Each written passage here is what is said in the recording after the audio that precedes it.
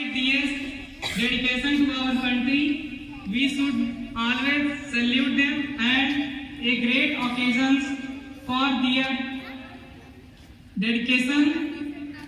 They have fulfilled their responsibility by giving us freedom and making a constitution. Republic Day makes us realize to the importance of democracy.